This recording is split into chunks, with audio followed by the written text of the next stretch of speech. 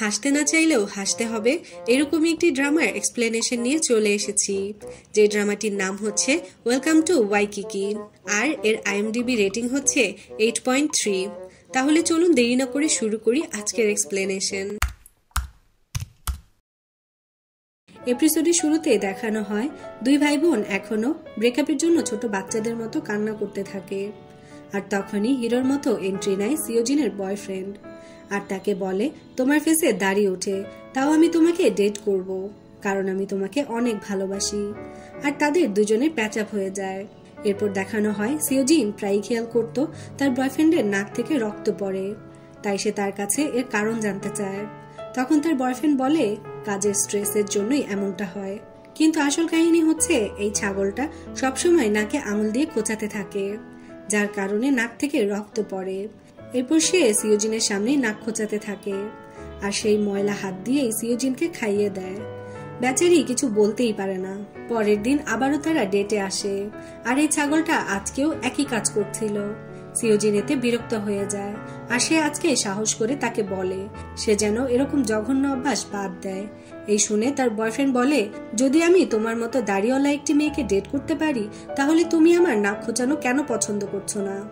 এই নিয়ে তাদের দুজনের মধ্যে অনেক ঝগড়া হয়। অবশেষে তাদের মধ্যে ব্রেকআপ হয়ে যায়। সিওজিন বাসায় এসে একথা সবাইকে জানায়, কিন্তু এখনো ডঙ্গুর দেবদাসের পর্ব চলছিল।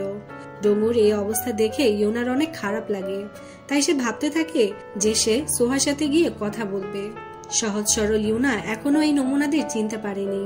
এরা গিরগিটির মতো রং পাল্টায়, কারণ যে ডঙ্গু সোহার জন্য সারাদিন দেবদাস হয়ে ঘুরে বেড়াচ্ছিল, সেই পরের দিন ডশিকের কলিগকে দেখে লাইন মারতে শুরু করে। এই মেয়ে যেখানেই যায় ডঙ্গু তার পিছন পিছন সেখানেই চলে যায়, আর খুব চালাকির সাথে তার নাম্বারটাও নিয়ে নেয়। অন্যদিকে ইউনা সোহার কাছে গিয়ে তাকে বোঝাতে থাকে, কিন্তু সোহা তো কোনো কিছুই শুনতে রাজি না। সে ইউনাকে তার অফিস থেকে বের করে দেয়। ইউনা বুঝে যায় এইভাবে কোনো কাজ হবে না, তাই সে সোহার জন্য অপেক্ষা করে। সোহা অফিস থেকে বের হলে ইউনা তার ব্যাগটি নিয়ে দৌড়াতে শুরু করে। দৌড়াতে দৌড়াতে সে ডঙ্গুর কাছে আসে, আর ডঙ্গু তো মনের খুশিতে ডশিকের কলিকের সাথে কথা বলতে বলতে আসছিল। ইউনা তো এটা দেখে অবাক হয়ে যায়। পরের দিন ডঙ্গু ডিসিশন নেয় সে ফিল্ম প্রডিউস করবে, আর এর রাইটার হবে ডশি আর হিরো হবে জঙ্কি। এটা শুনে তো জঙ্কি অনেক খুশি হয়ে যায়, আর পাশ থেকে ইউনা এসব শুনছিল। এসব শুনে ইউনার তার স্বপ্নের কথা মনে পড়ে যায়। সে আসলে একজন র্যাপার হতে চায়, কিন্তু সে তো র্যাপের আর্টটাও পারত না। এরপর সে সবাইকে এই বিষয়টা জানায়, আর তাদেরকে কেজির একটা কবিতা র্যাপ করে শোনায়, যেটা শুনে তো তাদের হুশ উড়ে যায়। কিন্তু ইউনা ভাবে সে অনেক ভালো র্যাপ করছে।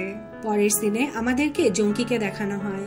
সে নতুন একটা অডিশনে এসেছে, তবে এই অ্যাক্টিং এর জন্য তাকে ফুল বডি ওয়্যাক্স করাতে হবে, আর তাহলেই সে মুভিতে ছোট মোটো সুইমিং এর রোল পাবে। এরপর জঙ্কি তার ফুল বডি ব্রাজিল ওয়্যাক্স করাতে যায়। খুব কষ্টে সে ফুল বডি ওয়্যাক্স করায়। পরের দিন সে তার গার্লফ্রেন্ডের সাথে দেখা করে, আর তখন সে জানতে পারে যে মেয়েটা তাকে কাল ওয়্যাক্স করিয়েছিল সে তার গার্লফ্রেন্ডেরই ছোট বোন। জঙ্কির গার্লফ্রেন্ড এটা জেনে অনেক রেগে যায়। সে বলে তার আগে কেন তার ছোট বোন জঙ্কির প্রাইভেট পার্ট দেখবে। জঙ্কি বেচারা এটা নিয়ে অনেক টেনশনে পড়ে যায়, আর ভাবে যেভাবেই হোক সে তার গার্লফ্রেন্ডকে মানিয়ে নিবে। এরপর সে বাসায় এসে সিওজিনের সাথে গরম নুডলস নিয়ে ঝগড়া করতে থাকে, যার ফলে তার প্রাইভেট পার্টে গরম নুডলস পড়ে যায়, আর তাকে হসপিটালে আনা হয়।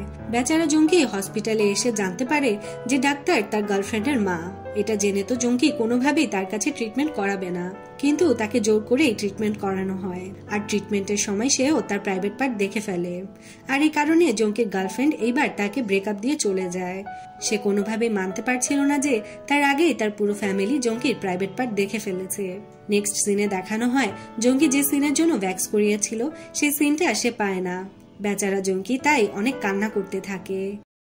পরের সিনে দেখানো হয় জঙ্কি একটি জিন্সের প্যান্টের অ্যাডে এসেছে, আর এখানে এসে সে অনেক ফানি পোজ দিচ্ছিল, আর এই ফানি পোজ দিতে গিয়ে তার প্যান্টটি ছিঁড়ে যায়। লাইভে সবাই তার এই দৃশ্য দেখে ফেলে, আর অডিয়েন্সের কাছে এটা এতই ভালো লাগে যে রাতারাতি এই ভিডিওটি ভাইরাল হয়ে যায়, আর তাই জঙ্কির নাম দেওয়া হয় পিঙ্ক বয়। বাসার সবাই যখন এটা জানতে পারে তখন তারাও এটা নিয়ে অনেক মজা নেয়। এরপর জঙ্কি একটি মুভিতে কিডন্যাপারের রোল পায়, যে মুভির অ্যাক্ট্রেস ছিল কোরিয়ার সব থেকে বড় অ্যাক্ট্রেস, আর এটা শুনে জঙ্কি অনেক খুশি হয়ে যায়। পরের দিন সে সেটে আসলে সেই অ্যাক্ট্রেসকে দেখতে পায়।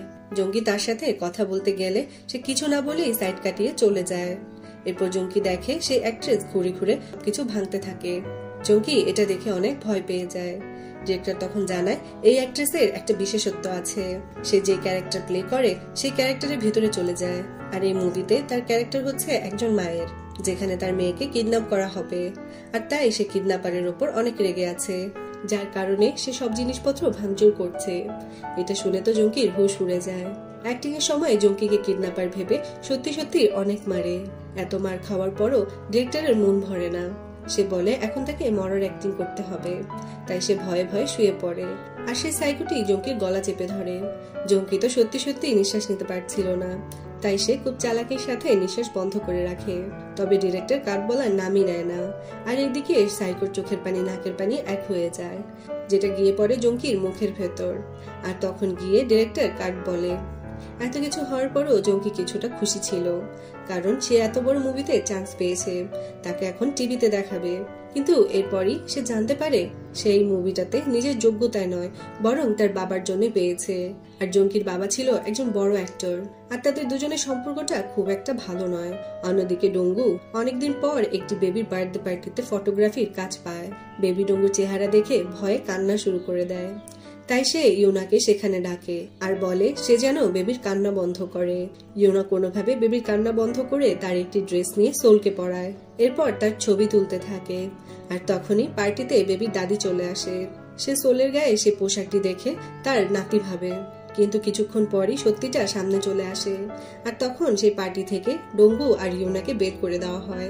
বাসায় এসে ডঙ্গু ইউনাকে জিজ্ঞেস করে সে কেন বেবি ড্রেস সোলকে পরিয়েছে, তার তো এটা করা একদম ঠিক হয়নি।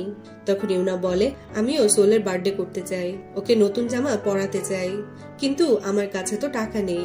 আর পার্টিতে সে এক্সট্রা ড্রেসটি দেখে আমি নিজেকে সামলাতে পারিনি, তাই সোলকে সেটি পরিয়ে ছবি তুলেছিলাম। এটা শুনে ডঙ্গু একটু ইমোশনাল হয়ে যায়। আর তাই পরের দিন সবার সাথে মিলে সোলের 100 দিন পূরণের পার্টি করে। এটা দেখে ইউনা অনেক খুশি হয়ে যায় আর বলে আমি ছাড়াও এখন সোলকে ভালোবাসার মানুষ আছে। রাতে সবাই অনেক কিউরিওসিটি হয় এটা জানার যে সোলের বাবাকে, যে এত সুন্দর বাচ্চাটাকে ছেড়ে চলে গেছে। আর এটা জানার জন্য জঙ্কি ইউনার ফোন চেক করে। যে নাম্বার থেকে বেশি কল এসেছে জঙ্কি ভাবে এটাই হয়তোবা সোলের বাবা। এরপর কোনোভাবে সে ঠিকানা বের করে সেখানে যায়। আর সেখানে গিয়ে দেখে তার একটি গার্লফ্রেন্ড আছে, আর কিছুদিনের মধ্যেই তাদের বিয়ে হতে যাচ্ছে। এরপর জঙ্কি আর রসিক নিজেদের মধ্যে ইউনা আর সোলকে নিয়ে কথা বলে। পেছন থেকে সেই লোকটি সব শুনে ফেলে, আর তাই সে রাতে ইউনার সাথে দেখা করতে যায়। আর আমরা তখন জানি ইউনা এই লোকের সাথে পাস্টে ডেট তো করেছে, কিন্তু সে সোলের বাবা নয়। তাই সে ইউনাকে অনেক কথা শোনায়। সে বলে তুমি তোমার বাচ্চাকে আমার কেন বলছো, তুমি কি আমার কাছ থেকে টাকা নিতে চাও, তোমার কত টাকা লাগবে বলো, আমি দিব, তাও এরকম অপবাদ দিও না। ডঙ্গু পাশ থেকে এসব শুনে অনেক রেগে যায়, তাই সে তাকে এক ঘুষি মেরে বসে। এরপর কোনোভাবে তারা সেই প্রবলেম সলভ করে নেয়।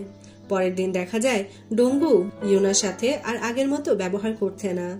যে ডঙ্গু সারাদিনই ইউনার উপর রেগে থাকতো সে এখন তার ভুলও মাফ করে দেয়। এরপর দেখা যায় ইউনার মাথা থেকে র্যাপের ভূত নেমে গেছে। সে এখন নিজের একটা বেকারি শপ খুলতে চায়, আর তাই ডঙ্গু তার হেল্প করে।